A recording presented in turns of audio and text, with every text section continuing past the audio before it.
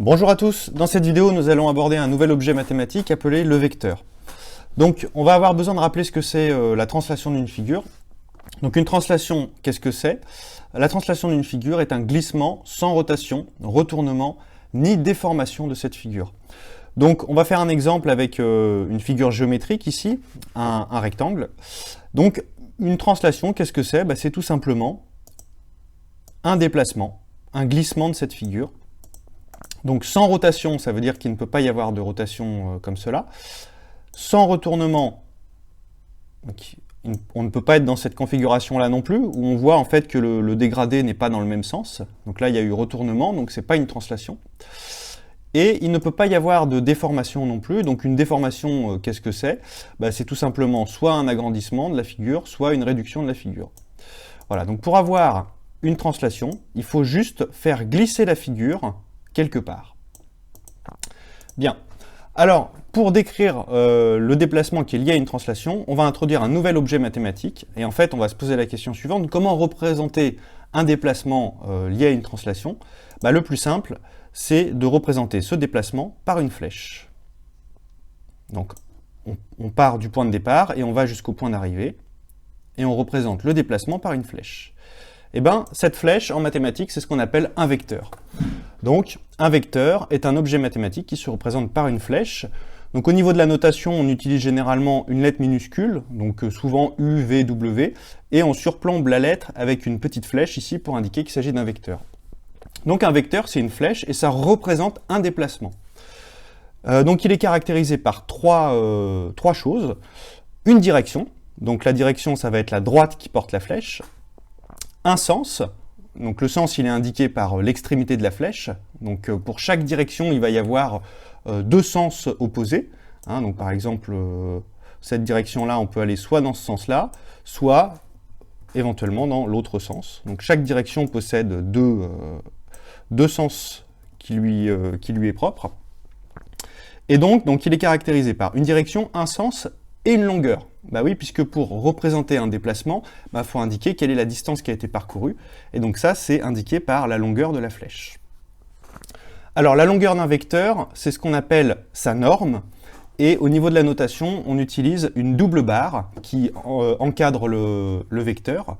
Donc il faut faire attention à ne pas confondre la norme d'un vecteur avec la valeur absolue d'un nombre. La valeur absolue d'un nombre, ce sont des simples barres, tout simplement, qui encadrent un nombre et qui permettent d'avoir la valeur positive du nombre. Là, ça n'a rien à voir.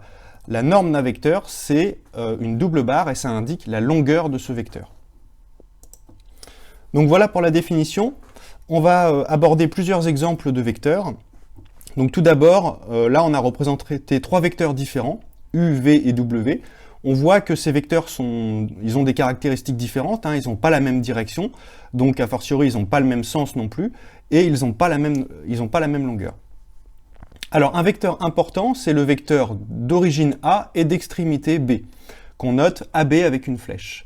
Donc A et B ce sont des points, deux points du plan, et on peut parler du vecteur AB, celui qui va de A vers B. Donc sa direction dans ces cas-là, ça va être la droite qui porte la flèche, c'est-à-dire la droite AB.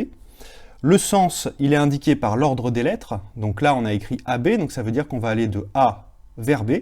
Donc si on voulait aller dans le sens opposé, on aurait écrit BA.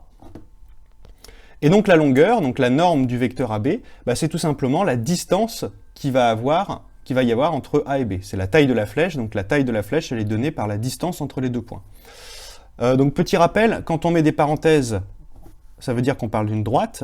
Quand on met des crochets, ça veut dire qu'on parle d'un segment, et quand on met rien, ça veut dire qu'on parle de la distance entre les deux points A et B. Donc voilà, la translation de vecteur AB, c'est celle qui transforme le point A en le point B. Troisième exemple, le vecteur nul, noté 0 avec une flèche par-dessus, c'est le seul vecteur qui ne possède ni sens ni direction, et qui est de longueur nulle. Donc en fait, c'est le vecteur qui est associé à la translation sans déplacement. Donc qui va transformer chaque point en lui-même. Et donc dans ces cas-là, ce vecteur, on l'appelle le vecteur nul, et il est noté 0 avec une flèche. Alors, une application des vecteurs en physique, on peut aussi utiliser les vecteurs pour représenter la notion de force. Donc, dans l'exemple qui est donné ici, on a un bonhomme qui tire sur un chariot, Et donc il exerce une certaine force sur ce chariot, et cette force, on peut la représenter par une flèche, par un vecteur, donc qu'on a noté F ici. Et donc, ce vecteur, il possède les mêmes caractéristiques, donc il y a une direction. La direction, ça va être l'orientation de la force. Donc dans notre exemple, en fait, l'orientation de la force, ça va être donnée par le câble. Hein. La force, elle s'exerce le long du câble, donc le long du câble pour la direction. Pour le sens, en fait, il y a deux façons de parcourir le câble. Soit on va du chariot vers le bonhomme, soit on va du bonhomme vers le chariot. Or là, comme le bonhomme tire le chariot, le sens de la force, ça va être du chariot vers le bonhomme, donc du chariot vers le bonhomme.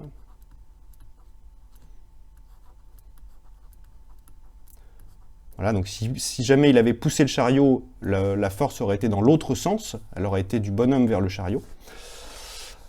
La norme de la force, donc qu'on note comme cela, double barre, et puis on met le vecteur force entre ces deux barres, ça en fait, c'est tout simplement l'intensité de la force. Donc l'intensité, c'est la grandeur de la force, avec quelle force on va exercer sur le chariot. Et donc cette grandeur, elle a une unité, on la mesure en newton, donc mesurée en newton. Voilà, et donc plus la mesure est grande, plus ça veut dire que la force exercée est importante. Donc la norme de la force, c'est tout simplement la taille de la flèche. Donc plus on va faire une flèche qui va être grande, plus on va indiquer que la force exercée est importante. Et donc pour une force, il va y avoir aussi le point d'application, donc c'est-à-dire l'endroit où s'exerce la force. Et donc là, le bonhomme, il va exercer la force au niveau où le câble est relié au chariot, donc c'est-à-dire au niveau du point A. Donc là, le point d'application, c'est tout simplement le point A.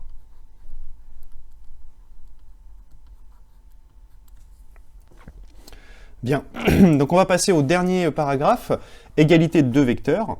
Donc on a défini un nouvel objet, le vecteur, et donc la première question que va se poser le mathématicien, c'est comment définir l'égalité entre deux objets de même nature. Et donc pour les vecteurs, ça se définit de la façon suivante. Deux vecteurs sont égaux s'ils ont les mêmes caractéristiques, donc c'est-à-dire s'ils ont la même direction, le même sens et la même longueur. Donc voici un schéma où l'on a représenté plusieurs vecteurs égaux. Donc on a le vecteur U ici, et on a représenté trois vecteurs qui sont identiques au premier, donc AA', BB', CC'. Donc on voit en fait que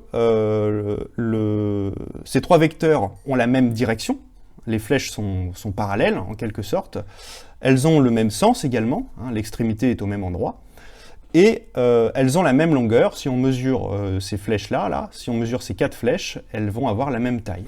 Donc on peut dire, du coup, d'après la définition, que ces vecteurs sont égaux, et on peut utiliser le symbole égal entre chacun de ces vecteurs. Alors, ce qui est important de comprendre, c'est qu'en fait, pour que deux vecteurs soient égaux, il ne faut pas forcément partir du même point. Ce qui compte, c'est le déplacement qui est effectué. Donc on voit bien que là, on part d'un point différent à chaque fois, mais le déplacement réalisé est le même. Ce qui compte, en fait, c'est vraiment la flèche, le déplacement qui est réalisé. Et donc, comme avec la flèche U, on réalise le même déplacement qu'avec la flèche qui relie A et A', on peut dire que ces vecteurs sont égaux. Par contre, on peut utiliser aussi la notion de représentant, c'est-à-dire que on a un vecteur de base ici, U, et on a trois vecteurs qui représentent en fait, en quelque sorte, U, mais à des points différents. Donc dans ces cas-là, on dit par exemple que AA', c'est le représentant du vecteur U d'origine A. Ça veut dire celui qui part du point A. Donc ça veut dire qu'on a réalisé le déplacement U en partant du point A. Et on peut parler aussi du représentant du vecteur U d'extrémité B', par exemple. Donc dans ces cas-là, c'est le vecteur U, mais on parle de celui qui arrive au niveau du point B'. Donc, si on prend un point donné, il va y avoir un seul représentant possible du vecteur U, mais par contre, il va y avoir une infinité de représentants en général, c'est-à-dire que le vecteur U, on peut le représenter en partant de n'importe quel point. Là, on est parti du point A, du point B, du point C, mais on aurait pu partir d'un point D qui se trouverait ici, par exemple. Alors, le vecteur nul aussi possède une infinité de représentants. On a dit en fait que le vecteur nul, c'était le vecteur qui était associé à aucun déplacement, à un déplacement immobile. Donc en gros, pour pouvoir le représenter, faut qu'on parte d'un point et qu'on arrive au même point. Donc par exemple, le vecteur AA, bah, c'est un représentant du vecteur nul. Donc on peut écrire que AA, avec la flèche au-dessus, est égal au vecteur nul. Même chose pour BB, même chose pour CC, etc. On peut utiliser n'importe quel point et pour représenter le vecteur nul. L'essentiel, c'est qu'on parte d'un point et qu'on arrive à ce même point. Et enfin, on va terminer par une propriété. Donc si on prend 4 points du plan ABCD, eh bien on va avoir l'égalité entre le vecteur AB et le vecteur CD, si et seulement si ces 4 points forment un parallélogramme. Donc là, on va essayer de détailler un petit peu cette définition, et on va essayer de voir en fait qu'est-ce que ça signifie que AB est égal à CD, en termes de vecteurs. Donc si AB est égal à CD, bah, ça signifie d'une part qu'ils vont avoir la même direction. Donc premier point, même direction. Et donc s'ils ont la même direction, bah, ça signifie quoi? Ça signifie tout simplement que les deux côtés AB et CD, eh ben, ils sont parallèles. Hein, le fait d'être dans la même direction, ça signifie que les côtés sont parallèles. Donc AB et CD sont parallèles.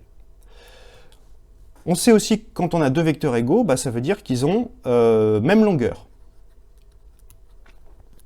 Donc même longueur, bah, ça veut dire tout simplement que la longueur du côté AB est égale à la longueur du côté CD. Et donc en fait, bah, qu'est-ce qu'on voit? On a un quadrilatère dont deux côtés opposés sont parallèles et de même longueur. Bah, ça signifie bien que c'est un parallélogramme. Mais par contre, quand on va écrire le parallélogramme, comme AB et CD ont le même sens, bah, ça veut dire que les flèches elles sont orientées de la même façon, que l'extrémité est au même endroit, et donc quand on va lire le parallélogramme, eh ben, il va falloir faire attention, il va y avoir une inversion des lettres par rapport à l'égalité ici. On va obtenir un parallélogramme ABDC. D'accord? Donc si AB est égal à CD, alors ABDC est un parallélogramme. Donc on obtient bien que ABDC est un parallélogramme.